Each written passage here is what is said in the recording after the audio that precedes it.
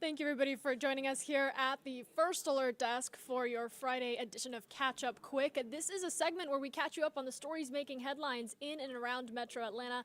I am Maria Moreau here with you on this beautiful Friday, closing out the week with some breaking news that we got yesterday. And I want to catch you up on some of the reaction that's coming out of Georgia specifically. Lawmakers here did not hold back on the reaction of former President Donald Trump being found guilty on all 34 counts of falsifying business records. The charges in this case carry fines and a maximum prison sentence of up to 4 years per count.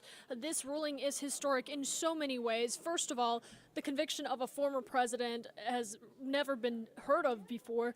This really poses a question for a lot of political analysts, legal analysts, and experts on what this means for the former president going forward. He still has a campaign that he is in the middle of trying to secure the presidency for 2024. Now, Atlanta News First anchor Carly Barnett went down to the state capitol to hear what some of these Georgia lawmakers had to say. Former President Donald Trump became the first former president convicted of a felony Thursday, 34 counts of falsifying business records. Well, I'm disappointed, but I'm not surprised. You've got a corrupt judge and a partisan prosecutor.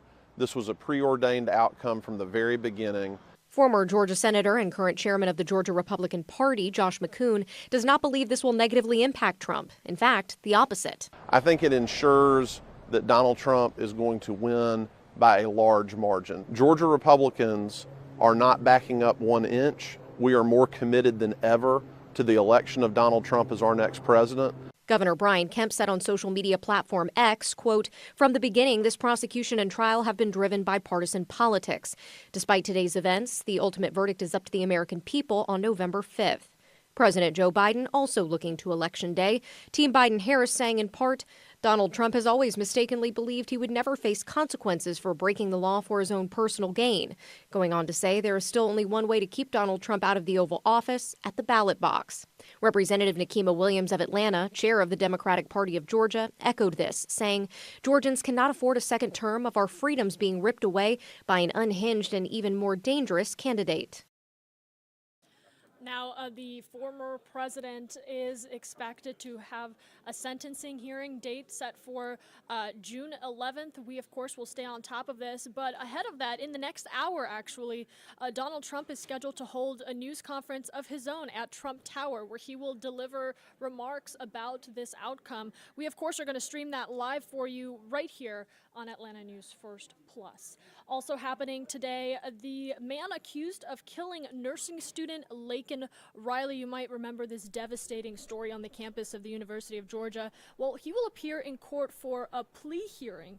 Jose Ibarra faces several charges, including malice, murder, and kidnapping. Ibarra also arrested for illegally entering the United States. Atlanta News First will be at Ibarra's hearing out in Athens. You can catch that coverage on ANF Plus under our special events channel. All right, I want to get you to some of the other stories that we are following. This one out of DeKalb County. 6 men are recovering in the hospital after a shootout in a DeKalb County neighborhood. This all unfolded on Greenway Drive. Atlanta News First, Rachel Aragon is outside of Grady Memorial Hospital as this investigation unfolds. DeKalb County Police tell us this all started with 2 groups of men who were arguing that then escalated to gunfire. They also tell us around 12 people were involved in that big fight. Here's what the scene looked like last night. Officers say they responded to reports of a person shot on Greenway Drive in unincorporated Decatur a little after 9 p.m. Police say they found 6 men with gunshot wounds. All were taken to area hospitals in minor to serious conditions. Those in the area who we spoke to who wished to remain anonymous describing what they heard. We actually thought it was fireworks, and to come to find out minutes later we started hearing the sirens, and I looked out the door and saw a young man laying on the street, so we then knew it wasn't fireworks. Someone had been shot. We were also told the youngest victim is 18 years old. Police also tell us right now no one is in custody in connection to last night's shooting. Reporting outside Grady Hospital, Rachel Aragon, Atlanta News First. And right now, a former Lithia Springs High School coach is being denied bond and held in jail. Kerry Hood faces several sexual assault charges. The 47-year-old turned himself in on Wednesday after a student brought allegations forward. Now, the Douglas County School District is telling us, Atlanta News First, that he is no longer employed there. We're going to stay on top of this story and let you know what comes out of it. And a scathing report claims that your energy bill could go up by, get this, $420 per year. And it's all because of a brand new nuclear energy plant. Georgia officials are praising the plant project as the newest and largest producer of nuclear energy in the country. Atlanta News First reporter Abby Kasouris is diving into this new warning for your wallet. Plant Vogtle could be called a success story or a cautionary tale. In this 40-page report, consumer groups compiled data on why they say the project is bad for people living in Georgia. They say the customers are paying for the mistakes and the company is in charge. Since January, so 5 months. Patty Duran, founder of Cool Planet Solutions, one of the report's authors, says point blank, Plant Vogtle is a disaster. Independent calculations show that the Vogtle bills, the bills related to Vogtle's costs, will be $35 more a month, a factor of 4 times higher than what anyone else has been saying. The project finished 7 years late and $17 billion over budget. Governor Brian Kemp says while delays and added costs are frustrating, the state is able to use Vogtle to attract companies looking to invest in clean energy. Because of Vogtle 3 and 4, we are actually on the offensive. We are open for business. People around the country know that. I think it's highly offensive that he would say that because the bill hasn't even come due yet. Kim Scott with Georgia Women Actions for New Directions says more than 20,000 power customers are disconnected in the state every month. When Georgians are worried about inflation, Georgians are worried about how they're going to pay not only their power bills, but where they're going to stay. And you're not providing safe and reasonable energy like you stated that you would. We asked Georgia Power to review some of the statements and data from that report. In a statement, they say, our focus over the years has remained on safety and quality construction and fulfilling our responsibility to our customers to provide clean, safe, reliable, and affordable energy. With the completion of the units and their exemplary performance so far, we have done just that. In Atlanta, I'm Abby Kasouris.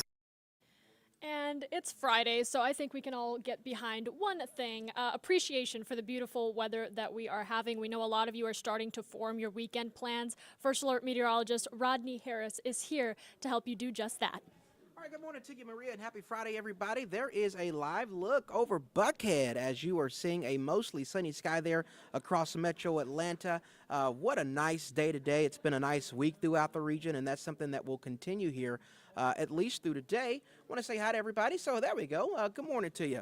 Man, what a nice day out there today. So the key, as we've been talking about over the past several days, is the lower humidity, and that's something that will stick around for us for the rest of the day today and for a little part of Saturday. By the time we get into Sunday, that humidity is going to start to come back, and that will mean more rain chances, especially as we go into next week. But as you can see right now, we're in really good shape there across metro Atlanta. Here's a look at your current temperature right now. It's 74 degrees in Atlanta. The winds are out of the east-southeast at 7. I'm showing you the wind because the wind has changed to a point to where we're going to start to see that moisture return. So again, we have been in pretty good shape in terms of not having to deal with that moisture, but now that that wind is around from the south and east, that moisture is definitely back in place, and that will continue to be the case as we go into the upcoming weekend. So let's talk about the 7-day forecast. 84 degrees, mostly sunny today.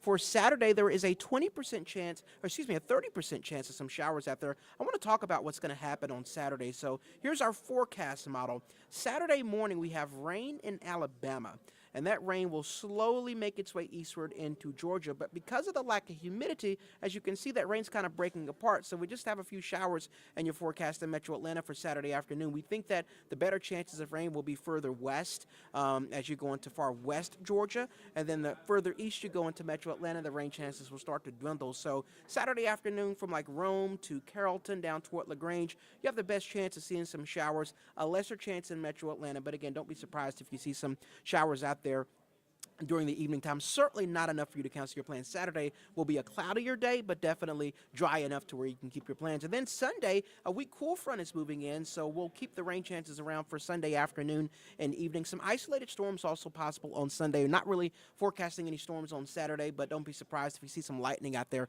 on Sunday. The rain chance on Sunday is at 40%, so you can keep your plans this weekend. The rain chances are too low for first alert weather days, but again, we will see spotty showers Saturday afternoon and then some scattered showers and isolated storms on Sunday. If you were trying to decide which day to pick, Saturday's definitely going to be the better day. As you can see in that 7-day forecast, next week there is at least a slight chance of rain every day next week. A couple of things are happening. First of all, the moisture is back next week, so when you take the moisture plus the heat with temperatures in the 80s, that means some isolated storms each afternoon. Plus, we'll have these weak little systems that'll be moving through North Georgia next week. So right now, the rain chances are at least 30%. Some days we have higher rain chances than others. Right now, Tuesday, we have a 50% chance of rain.